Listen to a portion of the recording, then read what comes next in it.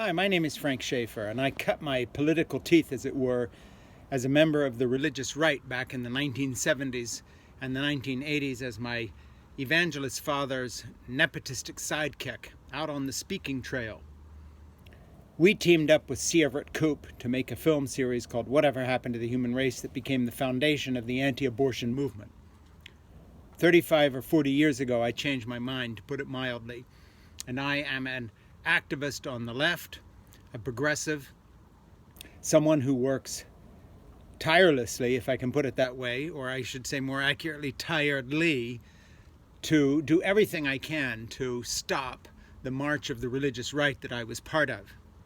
But you know, looking back, our family knew the Bush family, and I got a personal note from Ronald Reagan when my dad died.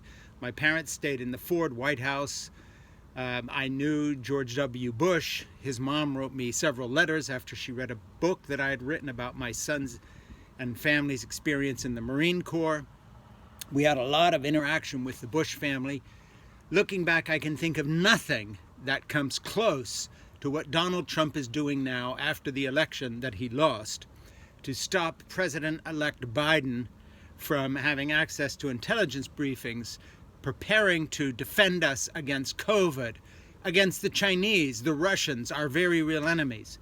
You know, in Hong Kong the day before yesterday, the Chinese Communist Party got 4 of the pro-democracy legislators dismissed, and 14 or 15 more of them quit, leaving nobody on the pro-democracy side left in the Hong Kong Legislature. What's that have to do with us? A lot.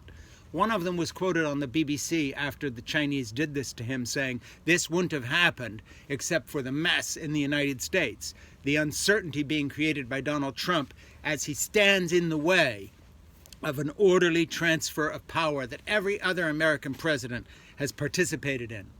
You know, George W. Bush set the level very high on that when he handed over the presidency, and did so in such a manner to give the next president a flying start. Bill Clinton did the same. Every single president in the U.S., out of loyalty to America, has set their own ego aside, made a quick response to the next president coming in of another party or their own party to get out of the way and let them do their job. Donald Trump is not. Nothing in my experience as a political activist has prepared me for this moment. We could foresee Donald Trump's malignant narcissism rising up and, as it were, pitting his own ego against the good of the United States.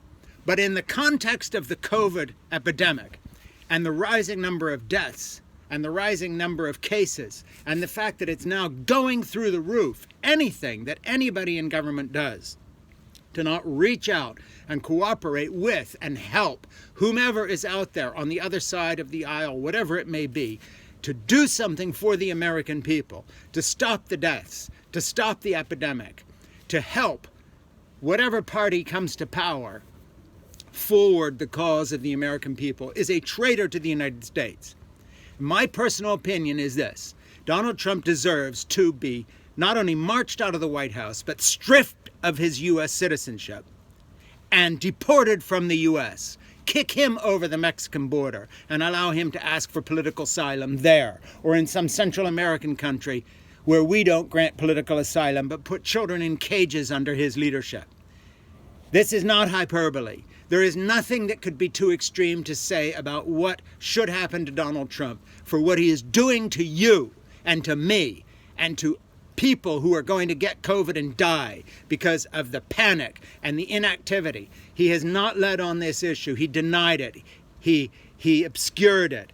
He has pitted us against each other instead of drawing us together to fight this epidemic. And now, by refusing to concede the election, he is committing treason against the United States and our traditions of democracy. He deserves, I'm saying it again, to be stripped of U.S. citizenship and shoved over the border in any direction he chooses to go, along with all his enablers, his cohort of lick-spittle American senators on the Republican side of the aisle who are going along with this, not because they think he has a chance at changing the result of the election. They know he does not, but because they are afraid, these cowardly men and women, to stand up to his followers, who will not elect them again unless they are as extreme as this authoritarian morally bankrupt narcissist is.